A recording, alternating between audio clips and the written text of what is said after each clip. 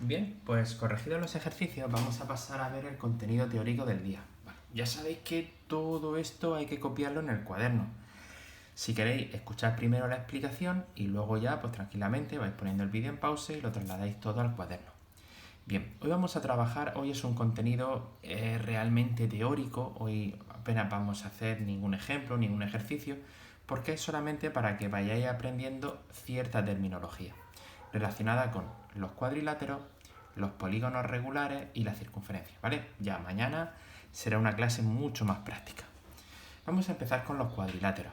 Pues los cuadriláteros básicamente son polígonos que tienen 4 lados y 4 ángulos que van a sumar 360 grados. ¿Vale? Entonces, básicamente aquí tenemos un ejemplo de cuadrilátero y aquí tenemos otro ejemplo de cuadrilátero.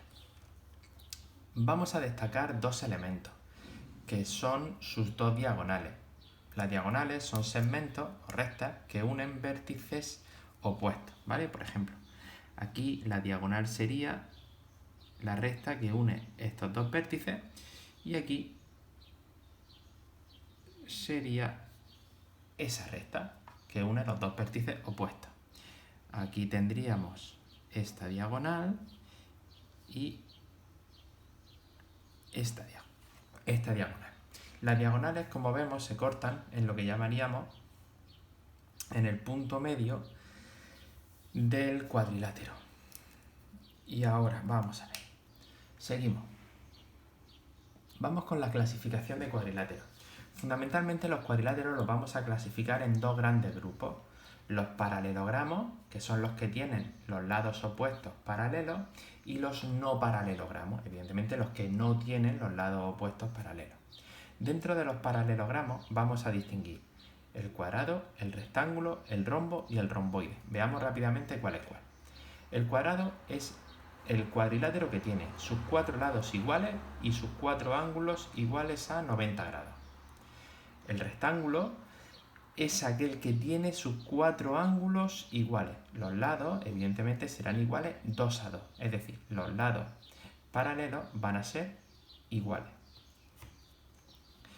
El rombo es el que tiene todos los lados iguales, pero los ángulos solo van a ser iguales los opuestos. Es decir, este angulito de aquí va a ser igual a este angulito de aquí y este ángulo de aquí es igual a este ángulo de aquí. Luego los ángulos son iguales 2 a 2.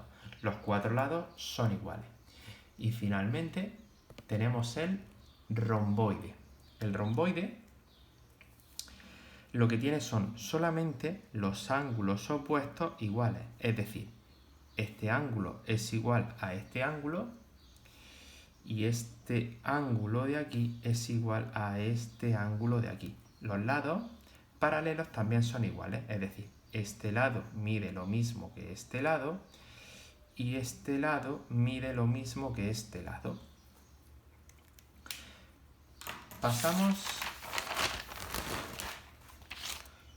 a los cuadriláteros no paralelogramos. Y aquí nos vamos a encontrar dos casos. El trapecio, en el que solamente dos lados son paralelos, los otros dos no son paralelos, y el trapezoide, en el que ningún lado no tiene ningún lado paralelo. Vale, y ya con eso nos pasamos a los polígonos regulares. Los polígonos regulares, o un polígono regular, es una figura plana que tiene todos sus lados iguales y todos sus ángulos iguales. Entonces, ¿cuáles son los ejemplos de figuras planas? Pues el triángulo equilátero, que es la figura de 3 lados que tiene sus 3 lados iguales, el cuadrado, que es la figura con 4 lados iguales, el pentágono regular, que es la figura con 5 lados iguales, el hexágono regular, que es la figura con 6 lados iguales, podríamos seguir con el heptágono regular, octógono regular y así sucesivamente. ¿Vale? Aquí me ha salido un poco feo el hexágono, ¿vale? Sería esta figura de aquí. Vamos a suponer, y ahora lo que vamos a ver son sus elementos. Entonces, ¿vale? Vamos a suponer que está bien pintada, es decir, que este lado de aquí y este lado de aquí no están. ¿Y cuáles son los elementos? Pues tenemos el centro, que es este punto de aquí. Es el que equidista, tiene la misma distancia a cada uno de los vértices de la figura. El radio. El radio es el segmento que une el centro con cada vértice. La apotema. La apotema es el segmento que une el centro con el punto medio de uno de sus lados. ¿Vale? Pues estos son los elementos. De momento lo único que quiero es que los tengáis copiados y que más o menos los conozcáis. Vamos con la circunferencia.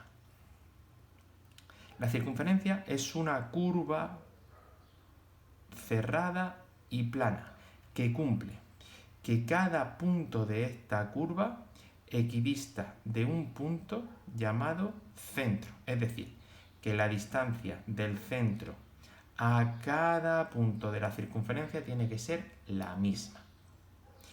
Y luego el círculo es la superficie que limita la circunferencia, ¿vale? La circunferencia aquí dentro limita una superficie.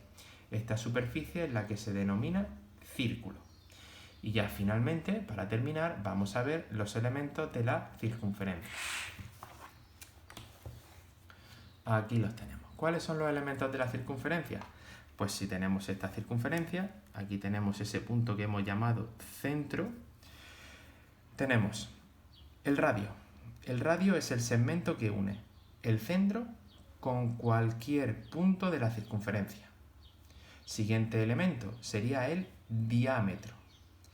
El diámetro es un segmento que une dos puntos de la circunferencia, pero ese segmento ha de pasar obligatoriamente por el centro de la circunferencia. Luego tendríamos una cuerda.